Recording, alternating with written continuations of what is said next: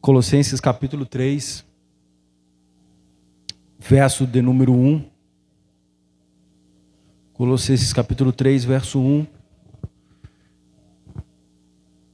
Que diz assim: portanto, se já ressuscitastes com Cristo, buscai as coisas que são de cima, onde Cristo está assentado à destra de Deus.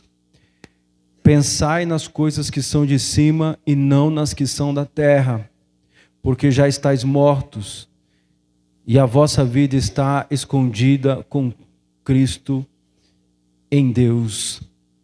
Quando Cristo, que é a nossa vida, se manifestar, então também vós vos manifestareis com Ele em glória. O capítulo 3 de Colossenses é um encorajamento para que nós venhamos vencer as paixões mais poderosas do coração corrompido, né, do homem, no nosso coração corrompido. Paulo aqui ele está encorajando a igreja, encorajando os destinatários dessa carta, que era a igreja em Colosso, e que também se aplica a nós. É um encorajamento para que aquelas paixões mais poderosas que há no coração corrompido do homem possam ser vencidas. São as paixões pecaminosas de maior força no coração humano. É o que Paulo fala aqui para nós. Paulo está tratando disso no capítulo 3. Ele fala da imoralidade sexual, a indecência, as más paixões, os maus desejos, a cobiça, né, ou a avareza. Em algumas traduções está cobiça, em outras está avareza, mas o sentido é o mesmo, né, que é o amor ao dinheiro ou às coisas terrenas, né? E ele diz que a cobiça é um tipo de idolatria. Ele fala também da raiva, ele fala da paixão e dos sentimentos de ódio, né, de rancor. Esses são, não é todos, né? Paulo aqui não está num rol exaustivo, né, taxativo. Ele está dando aqui algumas daquelas paixões, esses males que exercem uma força muito poderosa no coração do homem, e que subjuga o homem, e que escraviza o homem, e que arrasta o homem para o pecado e o mantém preso no pecado. Olha para o mundo que nós estamos vivendo. É o que nós vemos. Imoralidade sexual é o que nós mais vemos. Em todo lugar. Em toda parte. O que nós vemos é imoralidade sexual. Não é? Hoje são as coisas, nós vemos as coisas mais bizarras, né? Tudo ligado à imoralidade sexual, né? Para fazer uma propaganda de carros, tem que colocar uma mulher nua. Vai fazer uma propaganda de um refrigerante, tem que pôr uma mulher nua para fazer uma propaganda de refrigerante. Não é? As pessoas andam na rua de modo lascivo e imoral. Não é? Observe como que a maior parte dos palavrões mais falados, né, os termos mais chulos, a maior parte deles são de cunho sexual. Já prestou atenção nisso? A maioria das palavras torpes que saem das bocas das pessoas são palavras de cunho sexual. Por quê? Porque isso é uma paixão muito forte na mente e no coração do homem. Não é? É a imoralidade sexual, a indecência. Não é? É esse apetite sexual incontrolável. Não é? Em que o homem não se satisfaz apenas com o homem ou a mulher. Quando eu digo homem ou mulher. Não se satisfaz apenas com a sua própria mulher, o seu próprio cônjuge. Mas também busca satisfação em outro, em outra, não é? E se não pode possuir, porque ele não pode tomar a mulher, né? Possuir a mulher do outro, ele cobiça. É alvo da cobiça. E essas coisas escravizam a mente do homem, né? A imoralidade, a indecência, Paulo diz aqui, elas chegam a níveis assim tão absurdos que até nas conversas das pessoas, dependendo do ambiente que você está, até as coisas que você fala ganham outra conotação, ganham um outro sentido e ganham uma conotação sexual. Porque a mente das pessoas estão entorpecidas com isso. O mundo que a gente vive está assim, a imoralidade sexual, as pessoas andam na rua de modo indecente, de modo lascivo, de modo sensual. Uma mulher quer conquistar um homem, ela exibe o seu corpo o máximo que a sua moral permite, o que a sociedade tolera. Um homem quer conquistar uma mulher da mesma forma. A vulgaridade. E essas coisas, elas não são coisas assim esporádicas. Não, isso domina a sociedade. Domina a mente das pessoas. As paixões, os desejos, a cobiça, né? É o amor ao dinheiro, o amor às coisas terrenas, amor aos bens terrenos, a posse de coisas, a possuir coisas no mundo, a ser alguém importante, relevante no mundo. As pessoas amam isso com uma paixão. A Bíblia chama isso de paixão. São as concupiscências da carne. É um outro termo que a Bíblia usa. Por quê? Porque é forte.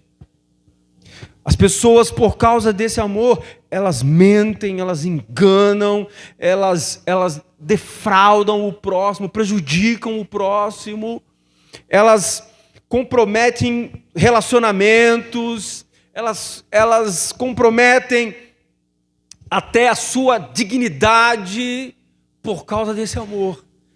Se ela puder tomar, tirar, enganar, né, para subir os degraus da vida, para conquistar as coisas terrenas, ela faz. Ela só se sente feliz e realizada se ela tem e pode ter as coisas que as pessoas estão amando e desejando. Se ela tem um cartão de crédito com um bom limite bancário.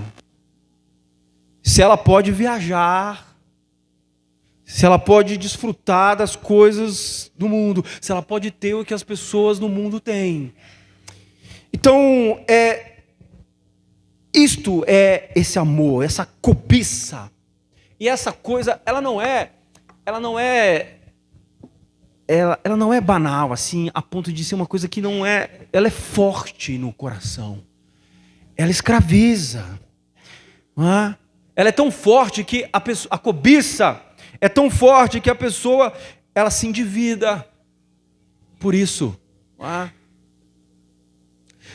Ela estoura o limite do cartão de crédito dela, estoura o limite do cartão de crédito do marido, o marido estoura o dele, estoura o da esposa, a esposa estoura o dele, estoura o dela também. Pega o cartão emprestado do pai, da mãe, estoura o limite também, se endivida. Por que as pessoas fazem isso? Porque todo mundo sabe que isso é errado. Todo mundo sabe que isso é errado.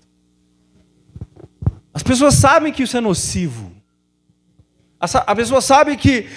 Pergunta para qualquer pessoa que está endividada hoje: por que você está endividada? Você não sabia que isso não era bom? Ele não vai dizer que não sabia. Mas por que as pessoas fazem isso? Caem nessas... Porque é uma paixão. É forte. Isso é impulsionado. A pessoa é impulsionada nisso. Não é? Ele diz aqui da raiva. A raiva... ela é forte no coração. Um sentimento que domina. Que a pessoa perde o controle. A pessoa fica tão enraivecido que, se ele pudesse, ele matava o outro. Ele tirava a vida do outro. Por que faz isso? Porque é uma paixão. É uma paixão muito forte. Aquilo o domina. Os sentimentos de ódio. As pessoas não conseguem se livrar do sentimento de ódio, de raiva. Aquele aborrecimento, aquela pessoa que lhe fez um mal, ela não consegue se livrar daquilo. Aquilo está na sua mente o tempo todo. Aquela pessoa se torna um alvo. Sempre que, se ela puder ter a chance de alguma maneira se vingar, ela faz isso. E não é porque as pessoas não sabem que isto é errado. As pessoas sabem que isto é errado.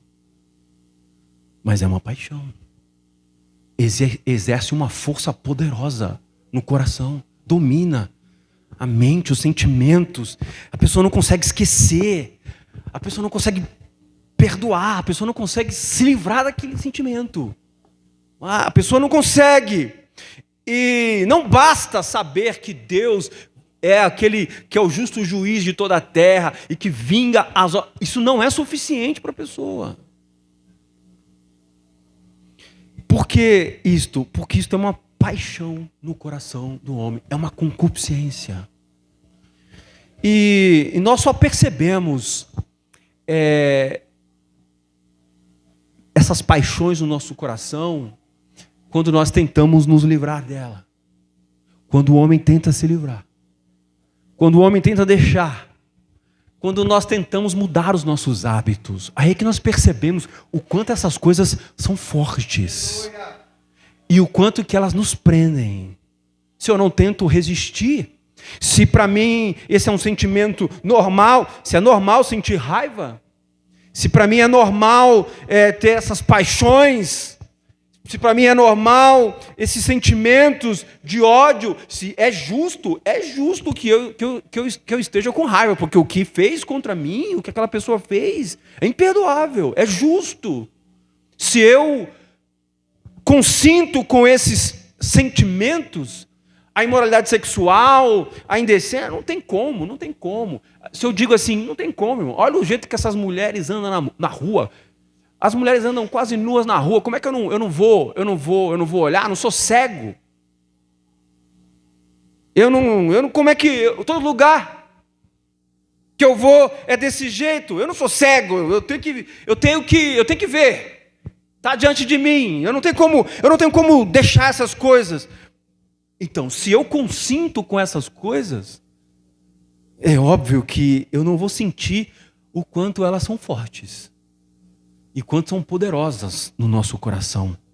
O homem só percebe a força dessas coisas quando ele tenta de alguma maneira resistir. Quando aquilo lhe causa prejuízo e causa danos, ou quando ele está padecendo por conta dessas coisas, que ele sabe que precisa deixá-las, e então ele percebe o quão isso é forte no seu coração, na sua mente. Paulo está tratando disso aqui. É disso que Paulo está tratando. A Bíblia é um livro maravilhoso, irmãos. Ela é um livro incomparável. Porque a Bíblia ela encara os problemas de frente. Ela não faz arrodeios. Ela não engana. Ela não diz que o mal não é mal e que o bem é mal. Ela chama mal de mal e bem de bem. E dá o nome para todas as coisas. E quando nós somos instruídos devidamente pela palavra de Deus, é isso que acontece conosco. Nós passamos então a julgar todas as coisas, os nossos sentimentos e as coisas que estão acontecendo conosco agora, à luz da palavra de Deus. E nós vamos dar o nome que cada coisa tem. Porque o Evangelho faz a única coisa que nenhum outro lugar pode fazer. Ele nos dá esperança para vencer todos os males no nosso coração. Eu não preciso ter medo. de reconhecer que essas coisas estão me afetando agora, porque no Evangelho há uma esperança para o pecador. Então Paulo está tratando disso no capítulo 3, mas eu preciso falar o que ele disse antes. Porque ele começa: portanto, se já ressuscitastes com Cristo. Nós precisamos entender o que é que isto significa. Paulo trata nesse capítulo de forma prática como vencer as paixões que mais exercem força contra a nossa nova natureza que nós recebemos de Cristo, que foi gerada em Cristo. E ele começa então com essa afirmação: se já ressuscitastes com Cristo. Então, nos capítulos anteriores, Paulo vai mostrar o significado e as implicações dessa afirmação: se já ressuscitastes com Cristo. Nós recebemos os dons do Evangelho. Isso é uma coisa que eu preciso dizer antes. Nós recebemos os dons do Evangelho de graça. Não custou nada para nós. Recebemos os dons do Evangelho de graça. Nós não pagamos por isso. Não custou nada para nós. Tomamos posses dessas bênçãos do Evangelho tão somente pela fé. Nós não fizemos nada para receber. Foi nos dado pela fé. Mas aquilo que é simples também se mostra complexo.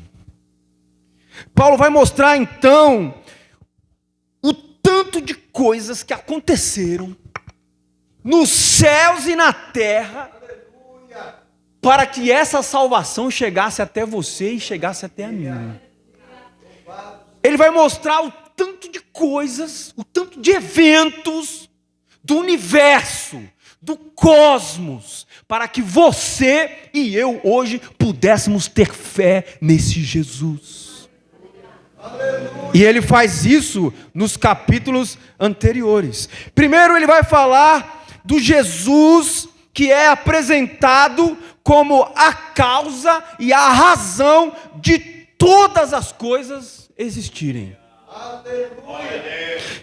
Em Colossenses capítulo 1, versículo 16, Paulo mostra que através de Jesus foram criadas todas as coisas que há nos céus e na terra. As coisas visíveis e invisíveis. Todos os poderes espirituais, todas as forças, todos os governos, todas as autoridades. Todo o universo de coisas criadas, materiais e espirituais, foram criadas por meio de Cristo e para Cristo. Nós estamos falando de galáxias, astros, estrelas, sol, lua. Nós estamos falando da terra, os animais, grandes e pequenos, até os micróbios, células, vermes, átomos, elétrons, cada partícula do universo. As leis da natureza que regem o cosmos, que regem a terra. As forças da natureza, as forças espirituais, os governos políticos da terra, exércitos, autoridades e todo tipo de dominações e tudo que existe foi criado por meio dele e para ele, para a sua glória e para o seu louvor. Em 1 Coríntios capítulo 1, versículo 17, Paulo diz: ele, Jesus, é antes de todas as coisas, e todas as coisas subsistem por ele. Todas as coisas são mantidas, conservadas, e funcionam porque Cristo as sustenta. Aleluia. Tudo está ligado a Ele. Todas as coisas estão unidas a Ele e é mantida por Ele. De forma que, se fosse possível tirar Cristo do universo, do mundo criado, material e espiritual, todas as coisas morreriam, todas pereciam, porque tudo é subsistir, tudo é sustentado por Ele. Aleluia. É isso que Paulo quer dizer. Depois, ele nos mostra o Jesus crucificado. Ele diz: esse Jesus é a causa da reconciliação com sua criação. Ele mostra que através do sangue de Jesus derramado na cruz, Deus reconciliou. Deus se reconcilia com a sua criação, que foi corrompida e manchada pelo pecado. Lembra da sentença do Éden? Depois que o homem peca, Deus diz: maldita é a terra por causa de ti. Então, por meio de Cristo, do sangue de Cristo, Deus se reconcilia com a sua criação. Eu posso, para dar um exemplo disso, não é um exemplo perfeito, mas para te dar um exemplo do que isso significa, imagine um relacionamento, um casamento que foi rompido, um divórcio. As pessoas, o cônjuge, eles perdem o prazer de todas as coisas que eles tinham antes, por causa desse rompimento. A casa, que era o lugar de alegria, de conforto, de prazer, já não tem mais o mesmo significado. Até os filhos pagam o preço desse rompimento. O cônjuge que se separou, ele já não olha mais nem para o outro e nem para as coisas que possuíam com o mesmo amor, com o mesmo carinho, com o mesmo deleite que tinha antes. Eles não se deleitam mais. Na verdade, eles querem se desfazer das coisas. Eles querem esquecer as coisas, porque houve um rompimento. E quando o homem pecou no jardim, que ele rompeu com Deus, todas as coisas que eram o prazer de Deus, ele perde. Todas as coisas perderam o valor diante dele.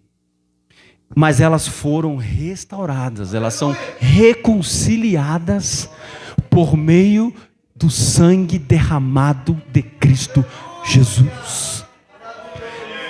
Elas foram todas restauradas. É por isso que Paulo diz que a criatura, a natureza aguarda, gemendo com expectativa, a redenção, a restauração de todas as coisas. Por quê? Porque até a natureza aguarda a promessa que foi conquistada através do sangue precioso de Cristo.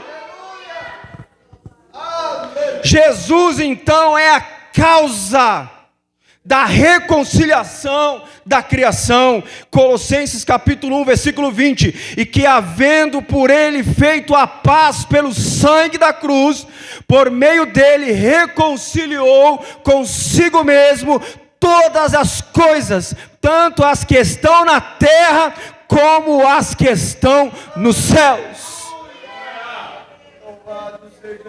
As coisas voltaram a ser o prazer de Deus. Tanto as coisas visíveis como as invisíveis. Tanto as coisas materiais como as espirituais. Voltaram, tornaram a ser o prazer de Deus por causa do sangue precioso de Cristo. Jesus também, Paulo mostra, é a causa da reconciliação com sua criação, mas agora especificamente o homem. Porque ele foi enviado, mesmo tendo recebido toda a glória e domínio sobre toda a criação, ele foi enviado para derramar seu sangue na cruz, para propiciar a reconciliação com o homem pecador.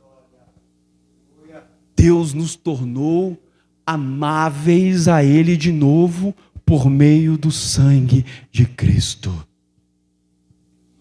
Colossenses capítulo 1, versículo 21.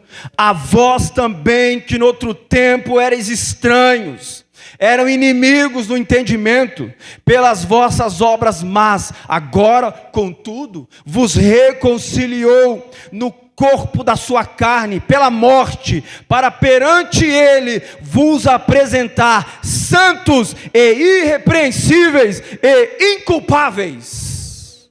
Aleluia!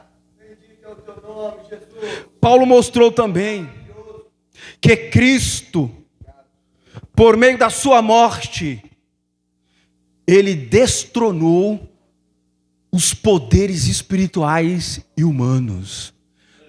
Paulo fala de uma forma aqui alegórica, mas para transmitir essa verdade espiritual de que Cristo, na sua morte, o que parecia ser uma derrota, na verdade, ele estava destruindo, desfazendo, ele estava despojando todas as forças espirituais que reinavam no mundo por causa do pecado do homem. Colossenses capítulo 2, versículo 15. E despojando os principados e as potestades, publicamente os dispôs ao desprezo, triunfando sobre eles na cruz. Aleluia! Quando Cristo morre, ele despoja, ele liberta, ele retira os poderes espirituais que estavam dominando o mundo, que estava em completa treva. E como é que nós somos participantes desta grande obra e bênção? Pela fé. O que nos liga a tudo isso é a fé em Cristo Jesus. Colossenses capítulo 1, versículo 23. Se na verdade permanecerdes fundados e firmes na fé, e não vos moverdes da esperança do evangelho que tendes ouvido, o qual foi pregado a toda a criatura que há debaixo do céu, e do qual eu, Paulo, estou feito ministro. O que nos liga a tudo isso? A fé. Como eu disse, os dons do evangelho nós recebemos de graça, nós não trabalhamos para receber. Nós tomamos posse por meio da fé. Quando o homem afirma crer em Cristo, no mundo físico, não parece ser muita coisa. Quando nós professamos a fé em Cristo, quando nós confessamos a Cristo com a nossa boca, quando nós falamos, eu aceito a Cristo, eu vou segui-lo, eu vou servi-lo, no mundo físico não parece muita coisa, mas no mundo espiritual sim. No mundo espiritual tem muito significado. A nossa declaração de fé, quando verdadeira, ela carrega toda essa obra divina e tem esses efeitos espirituais no mundo espiritual e sobre nós também. Aleluia! Paulo explica isso em Colossenses capítulo 2, versículo 11. Estais circuncidados com uma circuncisão feita não por mãos humanas, mas pela remoção do corpo da carne, que é a circuncisão de Cristo, tendo sido sepultados juntamente com ele no batismo, no qual vocês também foram ressuscitados por meio da fé no poder de Deus, que o ressuscitou dentre os mortos. E quando vocês estavam mortos nos seus pecados e na incircuncisão da carne, ele lhes deu vida juntamente com Cristo, perdoando todos os nossos pecados. Quando nós declaramos e confessamos e professamos a nossa fé em Cristo, no mundo material e físico, não parece ser muita coisa, mas no mundo espiritual, sim. Porque significa que a obra gloriosa, divina, o plano eterno de Deus, o mistério oculto de Deus, e ela operou em nós, foi revelada a nós, e operou e opera em nós. Nós fomos libertos do poder e do império das trevas. Paulo diz, vocês agora estão escondidos em Cristo. Ou seja, o que significa? Significa que os poderes malignos, espirituais, todas as forças contrárias, elas não têm mais domínio sobre vocês, porque vocês agora foram escondidos em Cristo. Isto porque o homem só crê em Cristo, na sua obra e no seu poder, se o Espírito Santo o transformar pelo seu poder. O homem só vai crer em Cristo, só vai ter a fé para crer em Cristo, na sua obra, ou seja, no seu sacrifício da cruz, e no seu poder, se o Espírito Santo de Deus o transformar. A fé, portanto, ela é uma evidência dessa transformação que a Bíblia chama em um dos seus termos de ressurreição. É tudo isso que Paulo quer dizer quando ele afirmou no capítulo 3. Portanto, se já ressuscitastes com Cristo. Colossenses 2,12, nele também ressuscitastes pela fé no poder de Deus que o ressuscitou dos mortos. Pela fé. Ressuscitastes pela fé. No poder de Deus. É o poder de Deus que ressuscita o homem. O homem naturalmente, ele nasce morto espiritual. Ele nasce morto espiritual. Romanos capítulo 3 diz, ele não busca, ele não entende, ele não quer a Deus. As coisas de Deus para ele parecem estranhas, loucura. A sua linguagem ele não consegue entender, para ele não faz sentido, para ele não tem valor as coisas de Deus. Parece uma bobagem, uma tolice. Parece não funcionar, parece que não tem efeitos práticos para a sua vida. Isto é o homem natural. Isto é como todo homem nasce. O homem nasce vivo biologicamente, mas espiritualmente ele nasce morto. É por isso que Jesus disse, aquele que não nasce, para Nicodemos, João 3, aquele que não nascer da água e do Espírito não pode ver o reino de Deus. Ele não pode entrar e ele não pode ver. E na verdade ele nem quer ver e nem quer entrar. Mas se o homem tem fé, se ele crê em Cristo, se isto é real para ele, se Cristo é real para ele, o que nós temos que nos perguntar é se Cristo é real para mim. Se Cristo é real para você, Ele é real para você? Ou é só uma história? Ou é só um acontecimento?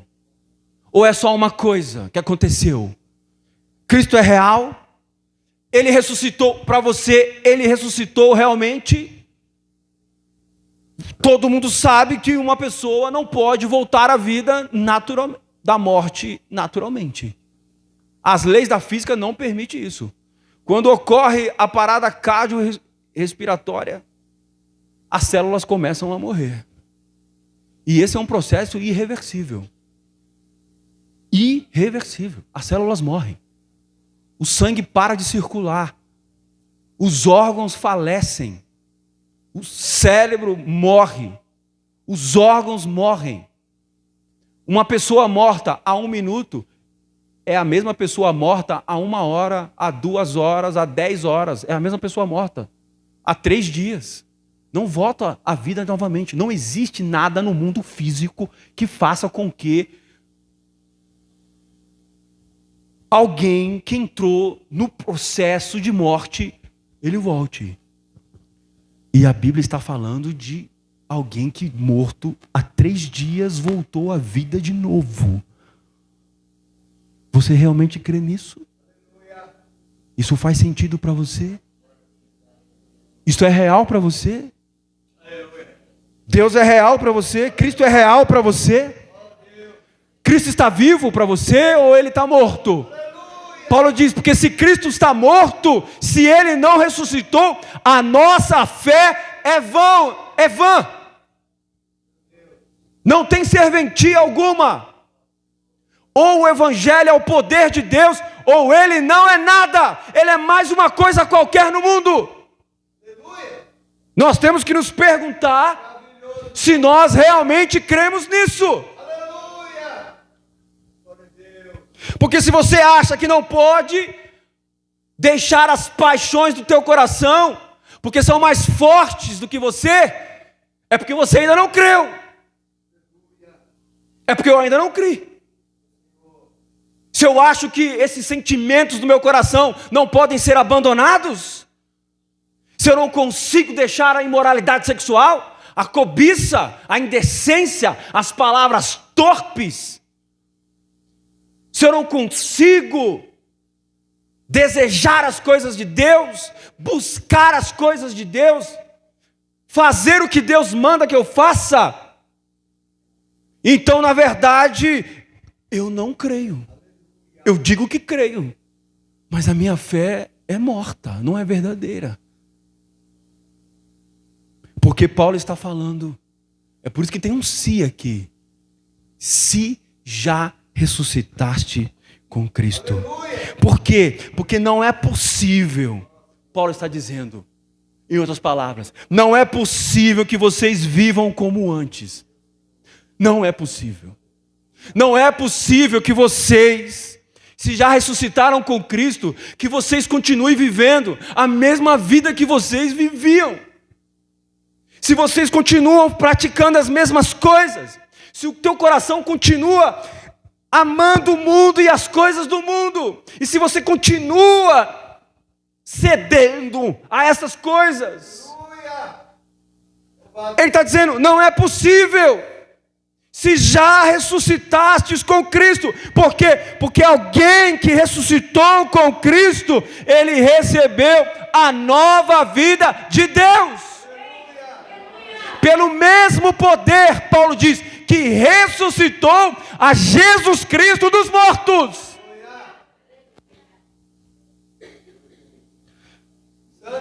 Não é possível esse se já ressuscitaste com Cristo. Ele está dizendo, não é possível mais que vocês vivam como vocês viviam, buscando satisfação nas coisas terrenas e não em Cristo. Nós vivemos uma época estranha. Uma época estranha. Porque se ressalta tanto o poder de Deus para abrir porta de trabalho, de emprego. Se ressalta tanto o poder de Deus para curar enfermidades. Se ressalta tanto o poder de Deus para profecias. Se ressalta tanto o poder de Deus para fazer com que a vida financeira fracassada se torne numa vida financeira de sucesso. Mas diante do pecado, esta igreja está tombando.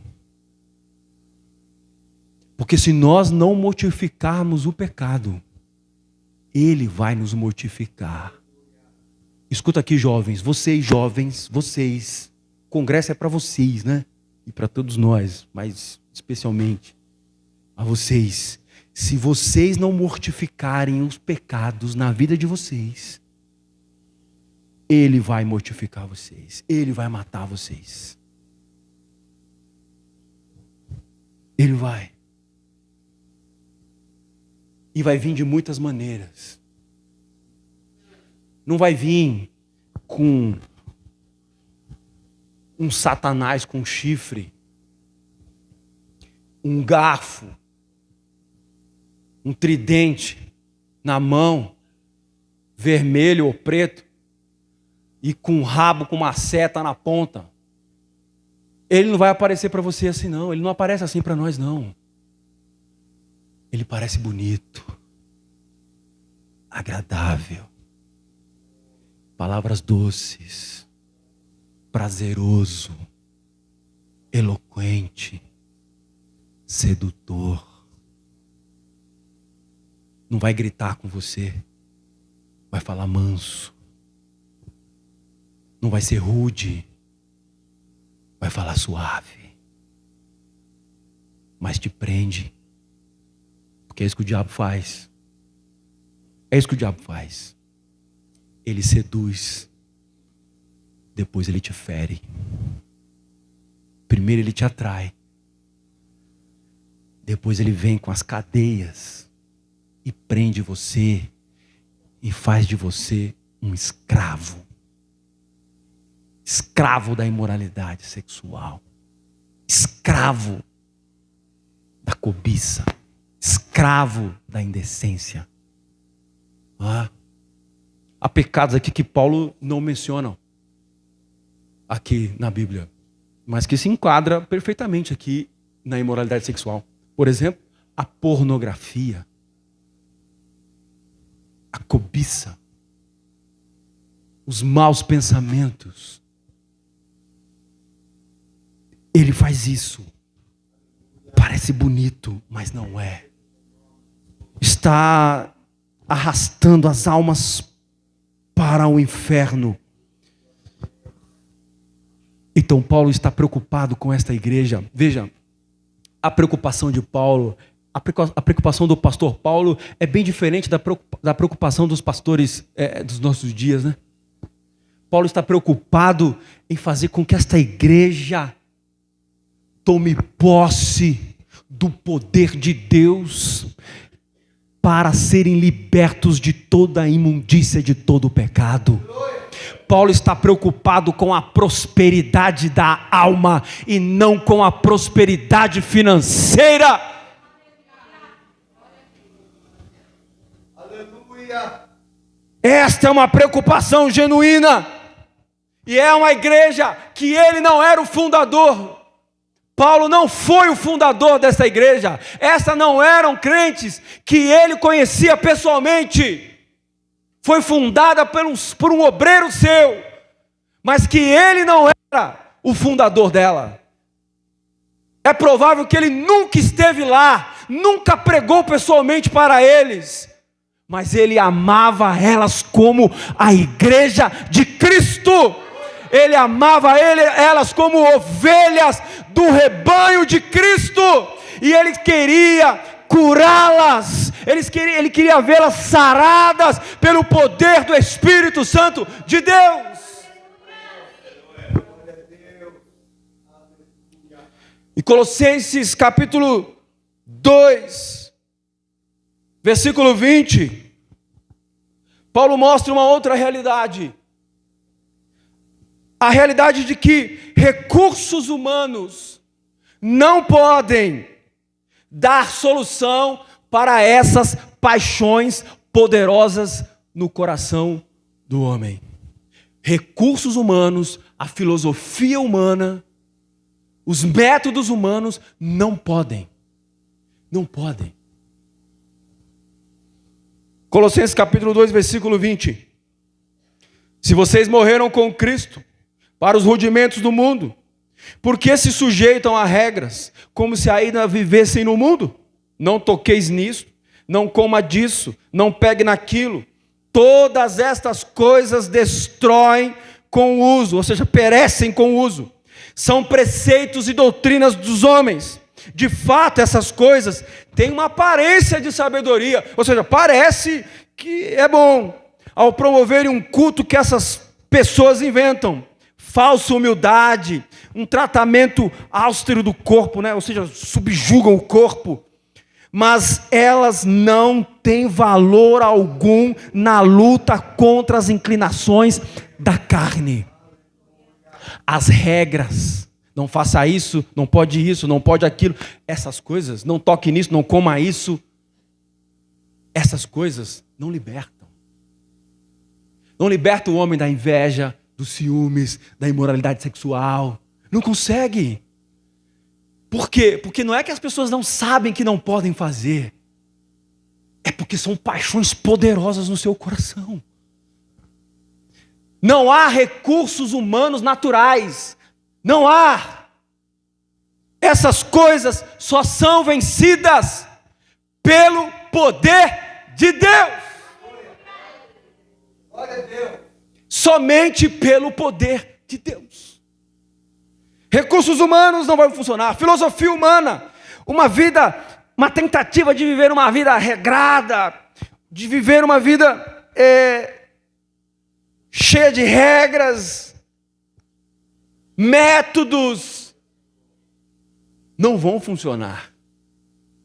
Podem parecer, né, Paulo diz, pode parecer no começo que são bons, pode parecer que fazem sentido, podem parecer razoáveis, mas não vão funcionar.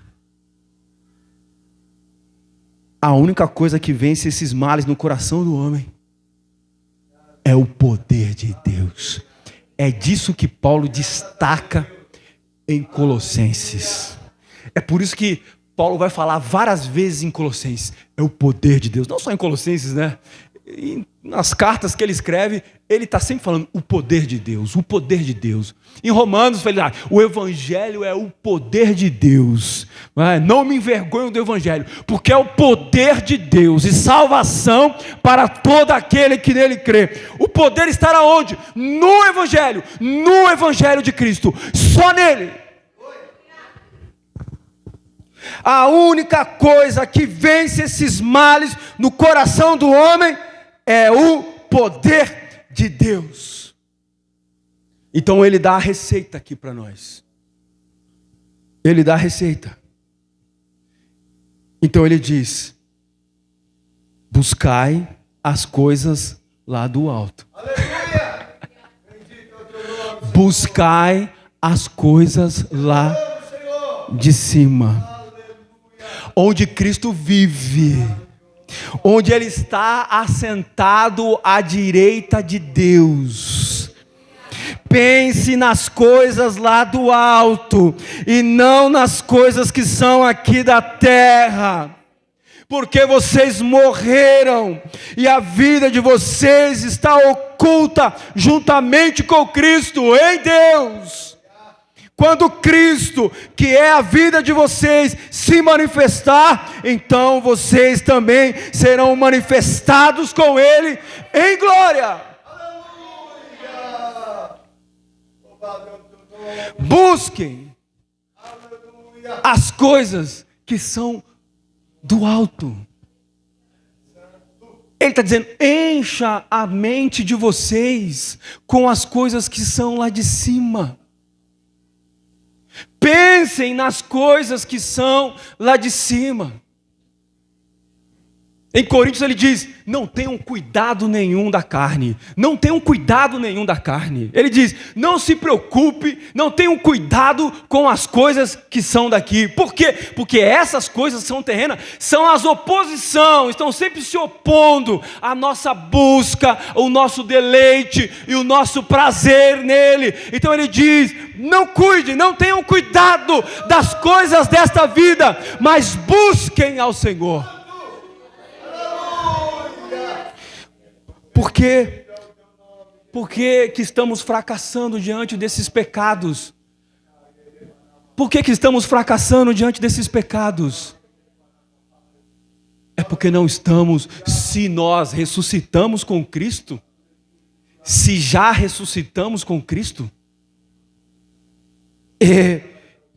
Nós estamos fracassando porque não estamos buscando a face dele. Porque não estamos buscando as coisas de cima. Porque não estamos buscando as coisas que estão à direita de Deus. O homem que não foi ressuscitado, ele não vê valor nas coisas de Deus.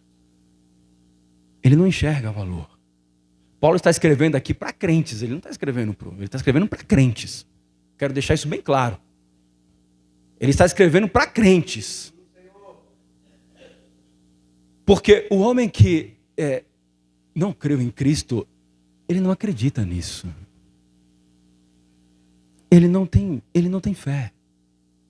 Ele não acredita que buscando as coisas de Deus, isso vai acontecer com ele.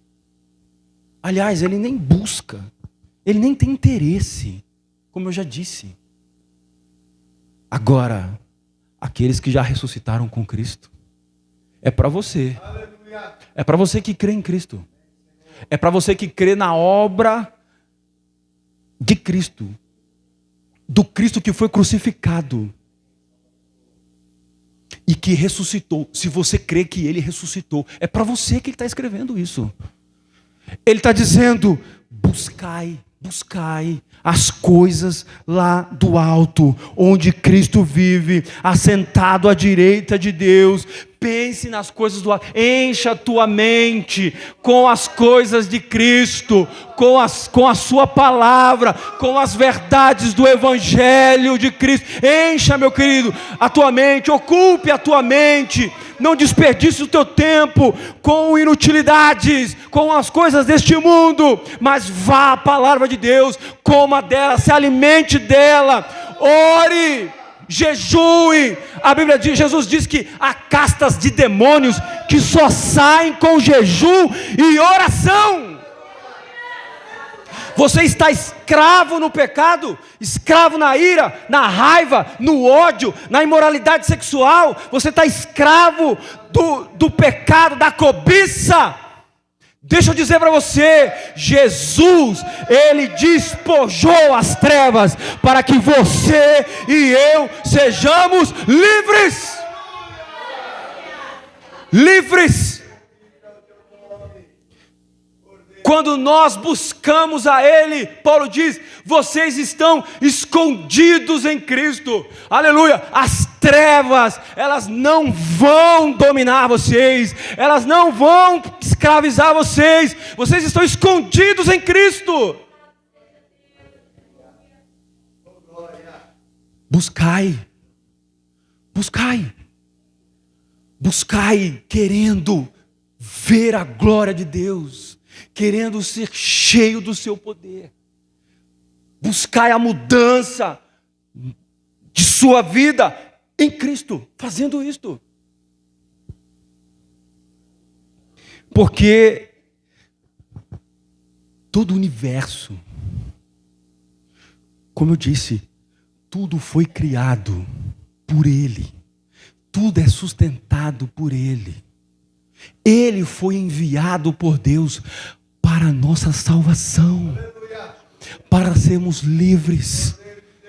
É por isso que o apóstolo Paulo diz, aonde o Espírito de Deus habita, aí a liberdade. E quando Paulo está falando disso, ele não está falando para a gente sair sapateando e rodando dentro da igreja, dentro do culto, não, meu querido. Quando ele está falando de nós sermos livres, é livres desses males, é livre das trevas, é livre da cobiça, é livre da imoralidade sexual, é livre dessas forças poderosas que subjugam o coração. Mas quando o Espírito Santo de Deus habita, aleluia, aí a liberdade, aí a liberdade. Porque a raiva escraviza, o sentimento de ódio escraviza, a cobiça escraviza. Não há liberdade, não há paz, há um inconformismo no coração quando nós não conseguimos perdoar. Há um inconformismo, há um desejo de vingança, não há paz. quando nós nos deixamos levar pela cobiça, os olhos ficam escravos de toda coisa que vê. De toda coisa que vê. A escravidão é tão terrível que o homem, ele vai olhar para uma mulher, ele não olha primeiro para o rosto da mulher. Ele olha para o corpo primeiro. Depois é que ele olha para o rosto. Escravo. Ele só enxerga aquilo que ele ama. E que não é Cristo. Está escravo. E a mente escrava. E o corpo escravo. Mas aonde o Espírito de Deus habita, a liberdade. Jesus ressuscitou. Ele voltou da morte. Se você crê nisto, buscai as coisas que são de cima e não as que são da terra.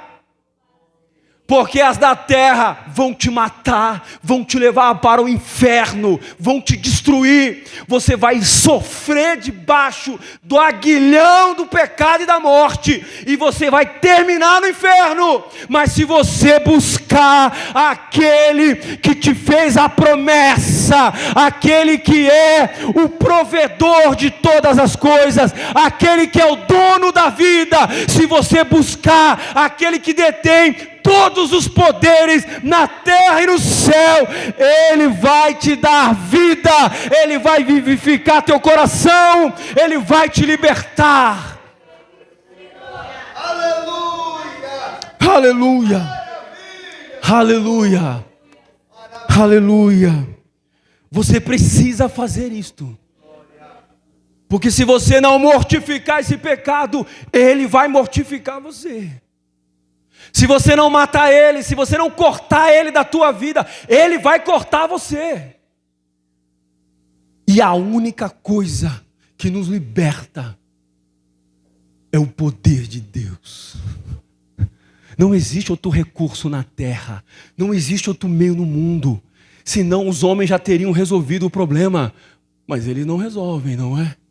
O mundo continua mal, o mundo continua uma tragédia. Mas em Cristo há esperança. Em Cristo há esperança. Ele diz, vocês já morreram. Quando ele diz vocês já morreram, ele está dizendo, vocês já morreram para esse mundo. Se vocês creem em Cristo, vocês já morreram neste mundo. Vocês já estão mortos para Ele. Ele não tem mais o poder de prender vocês. Ele está dizendo, agora vocês receberam a nova vida, a vida de Cristo.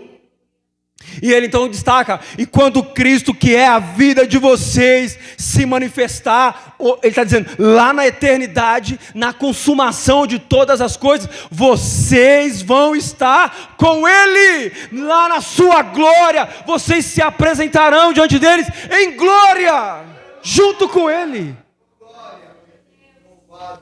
Não busque a glória deste mundo que perece, meu querido, que morre.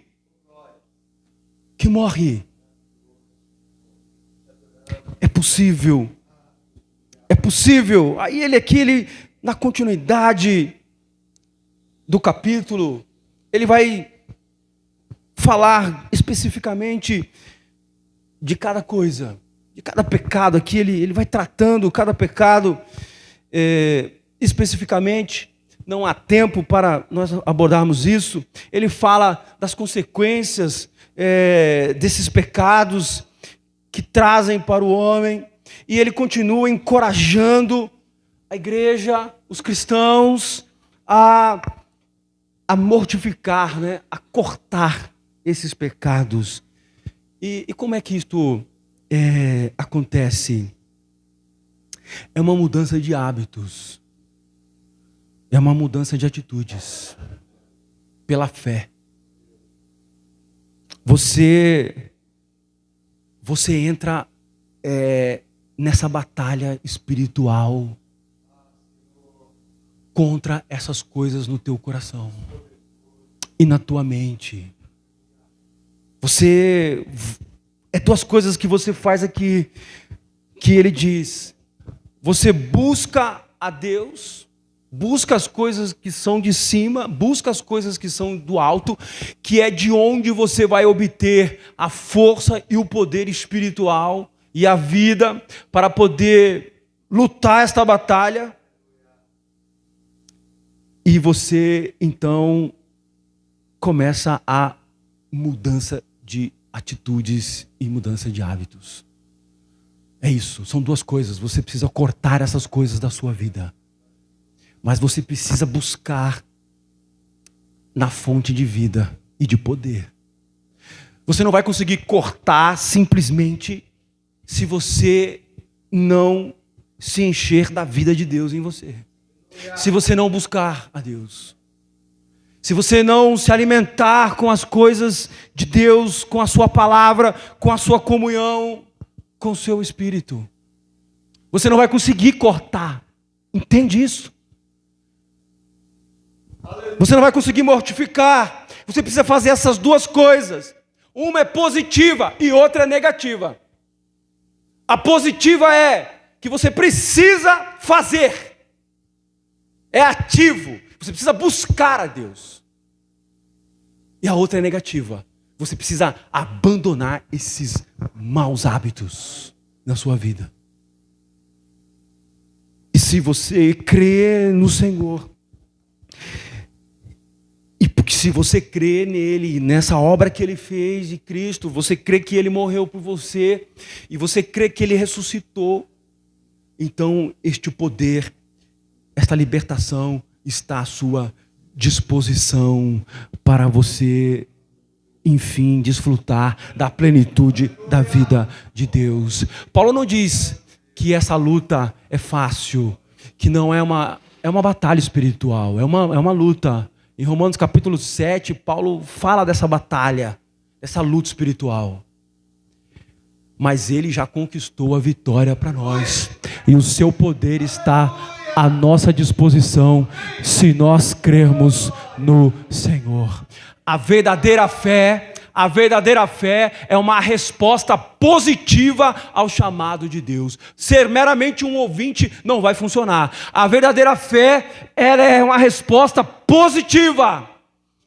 Ela move o coração do homem, ela move as suas ações, ela move o seu pensar, ela move. Há uma atitude positiva. Esta é a verdadeira fé. E ele nos promete vitória se nós o buscarmos de todo o nosso coração. Amém? Deus abençoe os irmãos, esta igreja, em nome de Jesus.